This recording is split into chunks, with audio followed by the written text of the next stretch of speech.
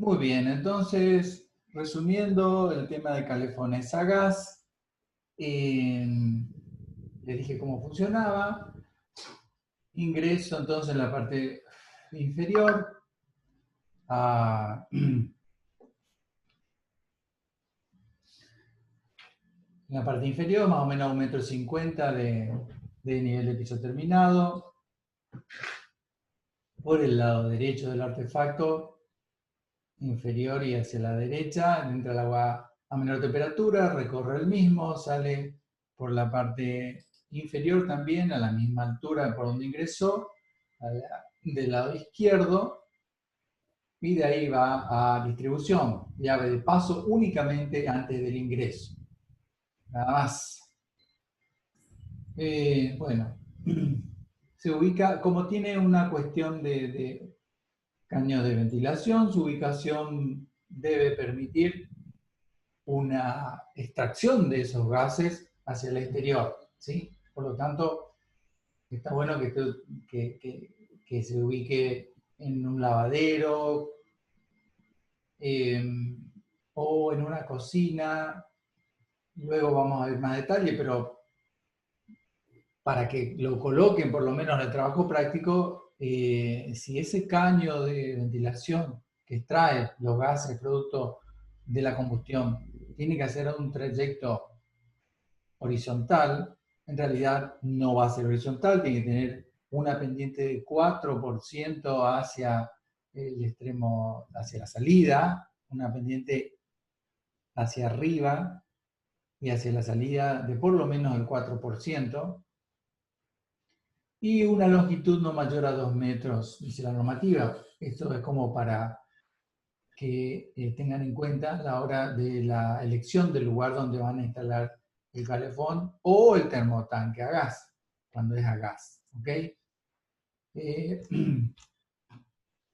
más detalles veremos en la parte de gas, en el segundo cuatrimestre. ¿Ok? ¿Alguna consulta sobre este tema, sobre lo que vamos viendo hasta ahora? Repito entonces lo que dije. Simplemente resumido, y luego de resumir el funcionamiento, les comenté de que los gases, producto de la combustión, deben ser llevados a los 4 vientos, al exterior. Por lo tanto, hay que tener en cuenta eso al momento de la ubicación del artefacto. Si bien puede ser llevado internamente por un conducto interno que atraviese el techo en cualquier lugar, bueno, con las precauciones que hay que tener para evitar el ingreso de agua en ese lugar donde se perfora el techo, o hay veces que se lo saca lateralmente afuera del edificio y de ahí una chimenea sube un tramo y por ahí salen los gases, ¿no? Entonces, si se puede ubicar este artefacto cerca de alguna pared que da al exterior, estaría eh, mejor ubicado, por así decirlo, entonces lo sacamos directamente al exterior y no estamos perforando el techo en algún lugar, ¿no? Pero no digo que eso no sea factible, sí se puede hacer. Inclusive si es un edificio de varios pisos, se puede generar un conducto colectivo que va recogiendo los gases en cada piso, de cada artefacto que está en cada piso, y sale hacia el exterior en un punto cualquiera de la cubierta de techo. Ese conducto colectivo se calcula y lo vamos a ver en la materia que viene. ¿Ok? Además es importante saber de que este artefacto no se puede colocar en los baños. Está prohibido que se coloque en los baños. ¿Está? Causa estadísticamente la mayor cantidad de muertes por envenenamiento por monóxido de carbono. Los que son a cámara abierta, o sea que consumen oxígeno del ambiente. Y además, si el quemador no está funcionando bien, entonces puede llegar a, si no quema bien, a generar monóxido de carbono. Y el monóxido de carbono puede ingresar al ambiente y por las características que tiene esa sustancia, que no tiene olor, no tiene color, no tiene gusto, eh, inunda el lugar y adormece a la persona que está en ese ambiente y luego, si no se acciona a tiempo, puede llegar a llevarlo a la muerte. ¿Está? Los codos de esa perforación para...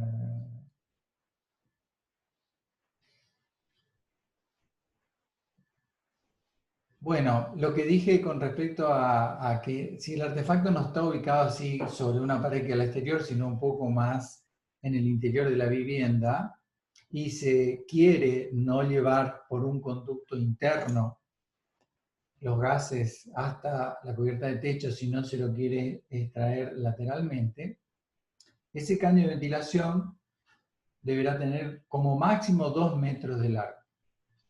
Además, una pequeña pendiente del 4% como mínimo hacia la salida de los gases, es decir, hacia afuera. No es así horizontal el caño, sino que debe tener una pequeña pendiente hacia la salida.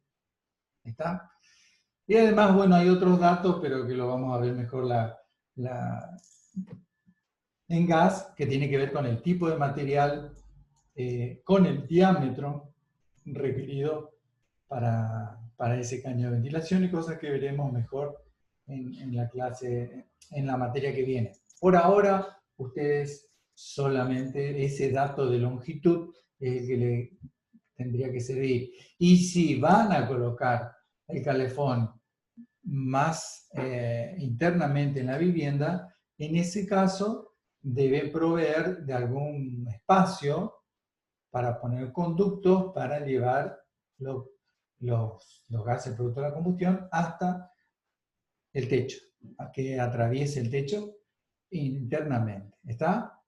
El caño debe salir, atravesar el techo, seguir la losa, continuar, hasta la cubierta del techo. ¿Ok? Bueno, y eso es lo que tienen que tener en cuenta en este momento para este trabajo práctico. Acá tienen dos tipologías de calefones a gas. El de la derecha es el tipo de cámara abierta. Es decir que acá en la parte inferior, la tapa de abajo no existe. Está abierta y por ahí ingresa aire del ambiente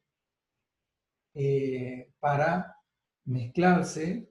Se llama aire secundario, que se mezcla con el gas que va saliendo en el quemador y produce la combustión, o sea, la llama. ¿Ok? Y acá tiene un orificio por donde se puede acceder a la llama piloto, que muchos habrán escuchado nombrar y es simplemente una llama que permanece todo el tiempo, una llama muy pequeña que permanece todo el tiempo encendida y lista para accionar, para encender el quemador cuando se abre alguna grifería de agua caliente. Cuando se abre una grifería de agua caliente, se pone en marcha la circulación del agua dentro del calefón. Ese movimiento del agua, ese flujo, mueve un diafragma y ese diafragma acciona el paso del gas al quemador y al estar muy cercano a la llama piloto se enciende el quemador y empieza a funcionar el artefacto, ¿no? El quemador calienta el aire por transmisión térmica calienta el agua que va por la serpentina. ¿Se entiende más o menos? Eso lo vamos a ver de vuelta otra vez en gas.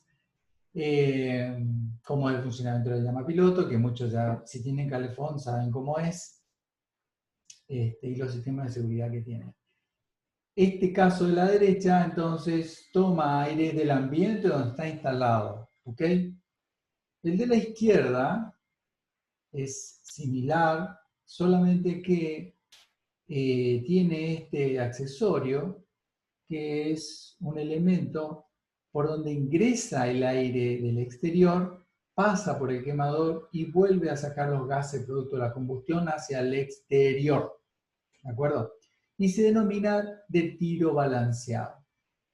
Se llama, este artefacto se lo denomina de tiro balanceado. Técnicamente para nosotros es un artefacto de cámara estanca, mientras que el de la derecha es de cámara abierta, es decir, la cámara donde está el quemador es abierta al ambiente. El de la izquierda, tiro balanceado, es de cámara estanca, es decir, no hay contacto entre el oxígeno del ambiente y el quemador. ¿Está? Inclusive, este pequeño orificio que ven acá para encender la llama piloto, tiene un sistema de seguridad con un resortecito donde un vidrio se corre para poder encender la llama piloto y luego al soltar el vidrio se vuelve a su posición original y permanece cerrado. O sea, el contacto que tiene este artefacto con el aire que le va a servir para la combustión proviene de afuera y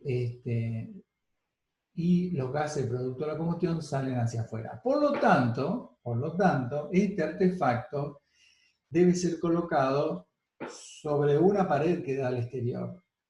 Esta salida que ustedes ven acá es lateral, es decir que también puede tener salida lateral o posterior.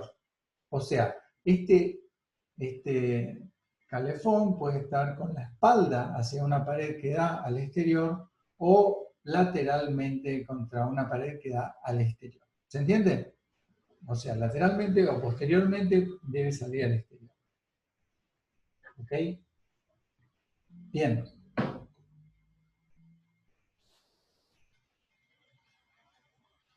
Y los calefones eléctricos, bueno, es algo que estamos acostumbrados a ver, son los ducheros eléctricos, ¿no? Que vienen de distintas formas, de distintos tamaños, de distintas potencias. Algunos tienen algún potenciómetro o tienen electrónica asociada, donde se puede regular la temperatura, ¿sí? Con la grifería se puede regular el caudal y con este elemento se puede regular la temperatura. Inclusive vi uno en una ferretería que hasta tenía un puerto USB para colocar música si uno quería. Lo cual me pareció un despropósito porque un elemento así electrónico en un ambiente tan húmedo como es una ducha no me parecía bien. Inclusive el mismo vendedor me dijo, sí, nos trajeron para que lo mostremos, pero la verdad que acá no lo recomendamos. Y sí, tienes razón. En fin, este artefacto tiene una resistencia eléctrica o dos, porque como saben tiene una posición que es para invierno y otra posición que es para verano. La que es posición para verano tiene una resistencia eléctrica de, de menor longitud, ¿no? Entonces, genera calor que uno puede ir graduando según el caudal, ¿no? Pero la resistencia actúa al 100%. Y luego, en el caso invernal, tiene una resistencia más larga que también se pone a trabajar al 100% y se puede regular la temperatura con el flujo del agua que pasa, ¿no? Tiene también un diafragma que hace que al accionarse el diafragma porque comienza a pasar agua, ahí se realiza el contacto eléctrico y se pone en funcionamiento la resistencia que está siendo definida mediante esa palanquita arriba. ¿Ok? A su vez tiene una protección de puesta a tierra que debe estar bien conectada, ¿sí? O sea, debe garantizarse que vaya a una jabalina, a un sistema de protección. ¿Ok? porque tiene un caño metálico cromado que normalmente se conecta a la pared para separar la flor de la pared. Ese caño a veces es metálico, galvanizado, cromado inclusive, y algunos creen de que, bueno, el conductor verde con forro verde amarelo, que es la protección eléctrica, si hace en contacto con ese caño metálico, ya está la protección. Y eso no es así, porque adentro la cañería puede ser de plástico, entonces hay una discontinuidad en la protección eléctrica, que en realidad lo que hace la protección eléctrica es ofrecerle a la energía que puede dispersarse fuera de la resistencia, ofrecerle un camino de mayor facilidad para recorrer que el cuerpo humano, ¿cierto? Nosotros ofrecemos cierta resistencia, entonces lo que se hace es colocar un conductor de cobre electrolítico que vaya hasta la tierra, ¿no? Hasta una jabalina que está enterrada en la tierra. Entonces, la energía, si tiene que, por alguna razón,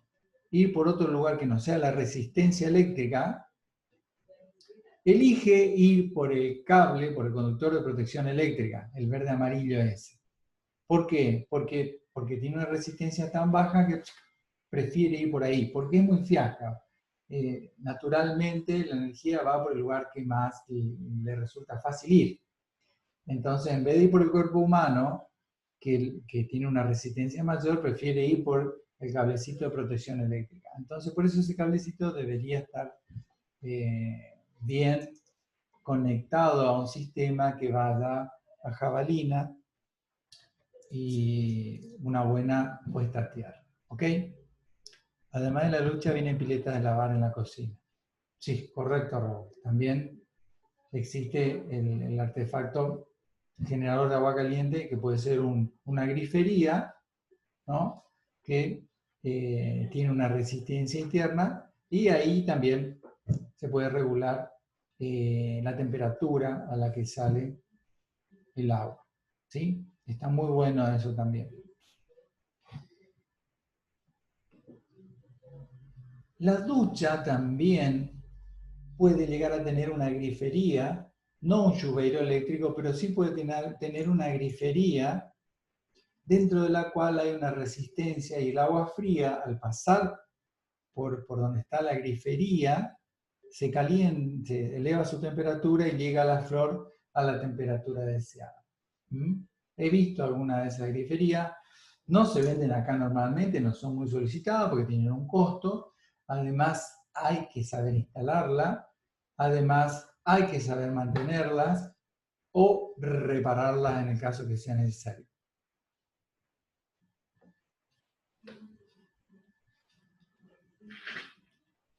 Sí, el tema de la conexión eléctrica, de los calefones eléctricos, los disyuntores diferenciales, es algo que por ahora escapa de esta asignatura. No escapa de esta asignatura, sino que lo vamos a ver en la parte de instalación eléctrica, ¿sí? Pero bueno, el tema de disyuntor diferencial es un temita, porque estos elementos, al tener un consumo rápido, instantáneo, a veces hacen saltar ese dispositivo, ¿sí? Bueno, los sistemas centrales se trabaja normalmente con un generador de agua caliente de mayor volumen, que puede ser una caldera.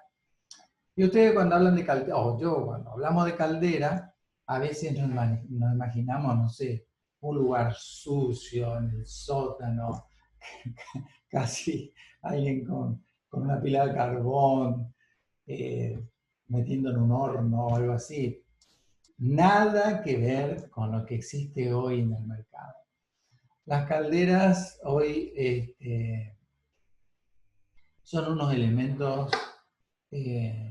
muy avanzados tecnológicamente, limpios, inclusive estéticos, ¿no?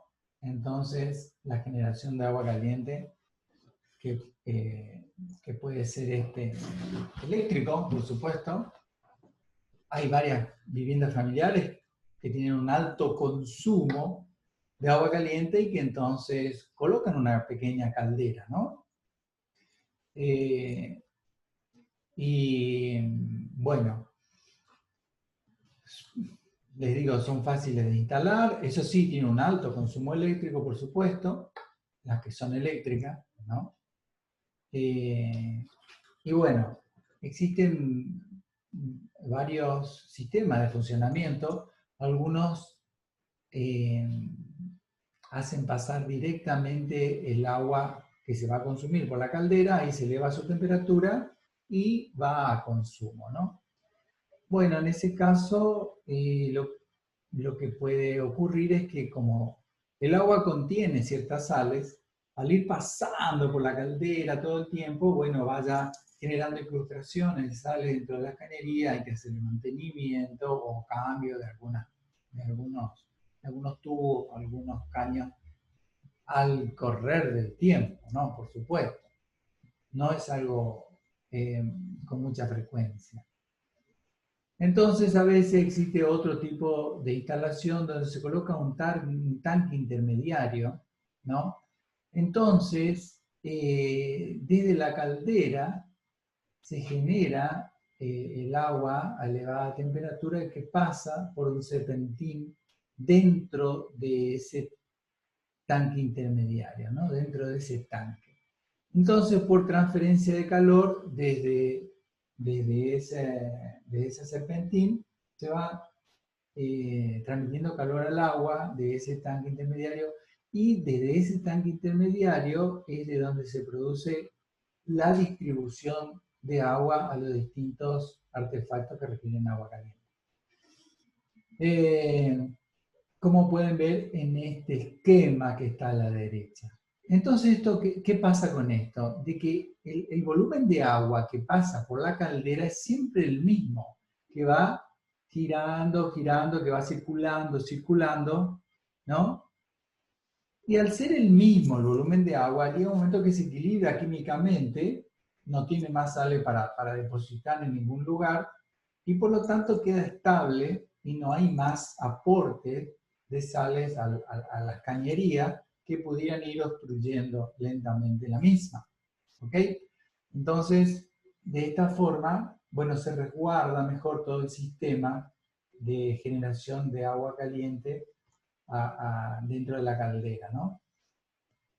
Bien, como pueden observar acá, desde este tanque donde se genera el agua caliente que va a ser de distribución, sale una cañería,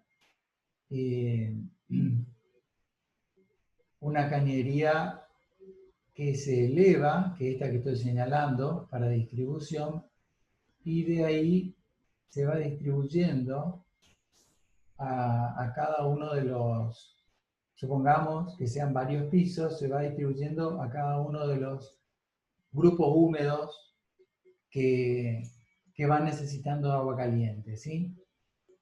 En este sentido, hay que ser cuidadoso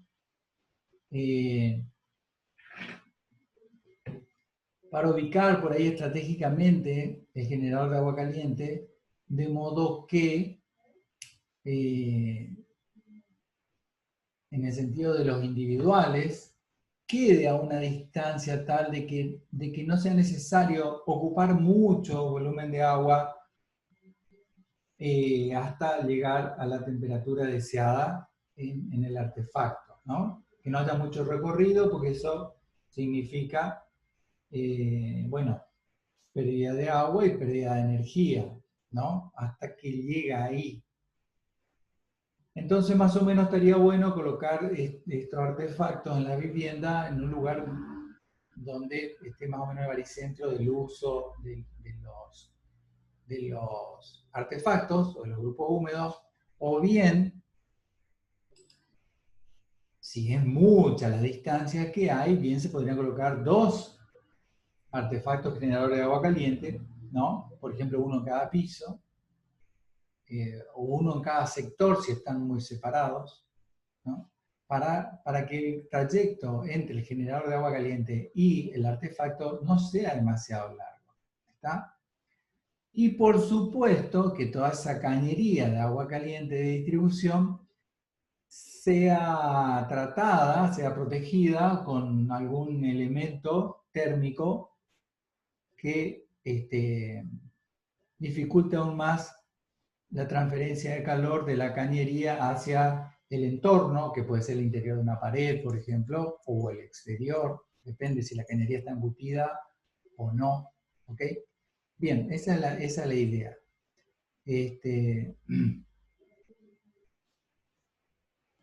Sí, tal cual, Iván, tal cual. En este caso de sistemas centrales, como pueden observar, la cañería tiene acá una montante de distribución y luego vuelve e ingresa nuevamente por la parte inferior de este tanque. ¿Por qué? Y bueno, porque en la parte inferior es donde se encuentra el agua a menor temperatura. Y luego, por densidad, el agua de mayor temperatura se va acumulando en la parte superior. Ahora bien, fíjense qué interesante. En estos casos de hoteles o lugares así con muchos grupos húmedos o locales húmedos, lo que se hacen es montantes que pasen cerca de esos lugares, ¿no?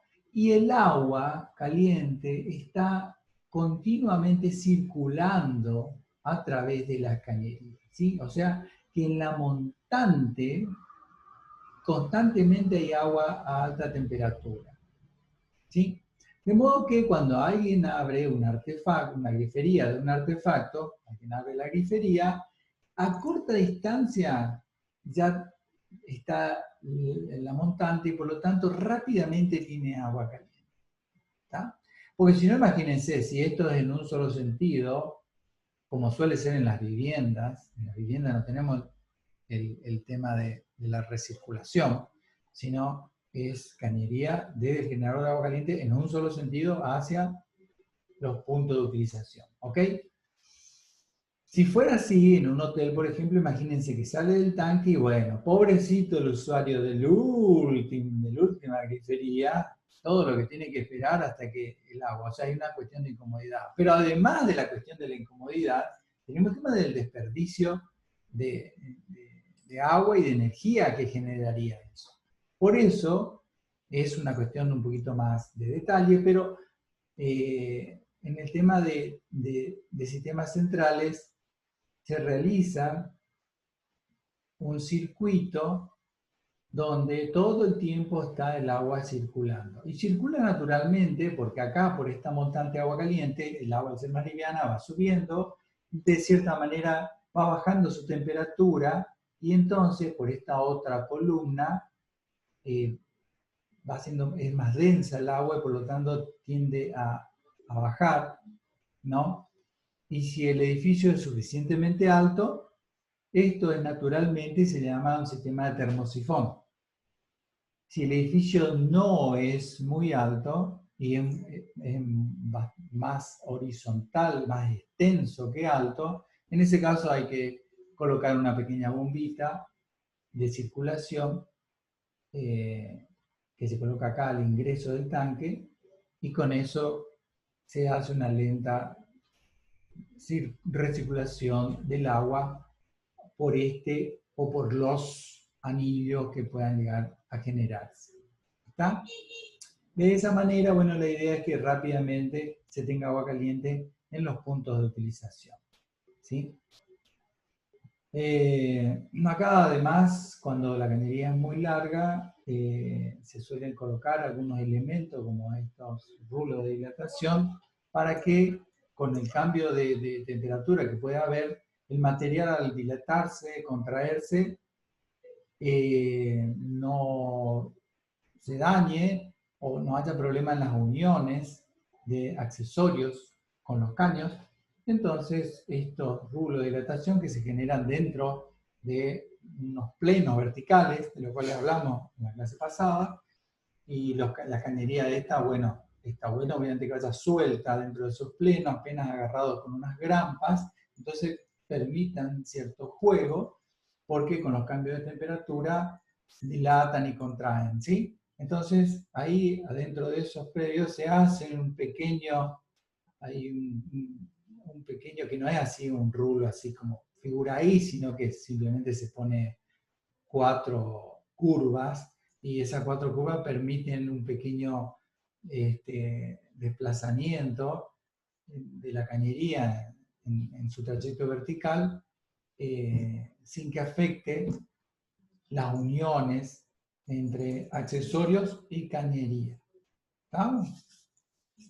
Bien, sigamos. Bueno, las calderas, que son las generadoras del agua caliente, pueden tener distintos principios, ¿no? Normalmente hay unos tubos dentro de la caldera, como pueden ver acá en este corte transversal, ¿no? Y hay veces donde por los tubos van los gases calientes, en el caso que sea a gas, supongamos, o a leña, que generan gases calientes que después por transferencia de calor van a elevar la temperatura del agua. Bueno, esos gases van por los tubos y esos tubos están rodeados del agua cuya temperatura se va a elevar. Entonces, cuando los gases calientes producidos por distintos combustibles pasan por los tubos, se llaman pirotubulares, ¿no? Pirotubulares. Por los tubos pasan los piros, o sea, pasa el aire y los gases calientes, ¿ok? Pero hay otro sistema que es al revés, que todos los gases inundan el interior y por dentro de los tubos, por esas serpentinas, pasa el agua que va a elevar su temperatura. En ese caso se llaman acuatubulares, ¿no? Por los tubos pasa el agua, ¿ok? Bien, básicamente eso. Ahora, hay de distintos tipos, horizontales, verticales, y el tema caldera es muy extenso, es muy particular. Hay cursos específicos sobre caldera, sobre los tipos de caldera, sobre su funcionamiento, sobre los distintos tipos de combustible, que puede ser, bueno, electricidad, puede ser leña, puede ser gas, puede ser pellets, puede ser chips, en fin. Todos los sistemas de seguridad que conlleva, y tantos modelos hay, que es un elemento es un tema tan específico que nosotros no lo podemos desarrollar porque no ocuparía mucho tiempo la materia. De modo que en el caso que les toque interactuar con este tipo de instalaciones, vayan, asóciense con un especialista, alguien que tenga experiencia o directamente con personas que tengan, que tengan venta, distribución de estos artefactos y entonces les asesore sobre su instalación, sobre la conveniencia en función de la demanda que ustedes tienen. ¿Sí?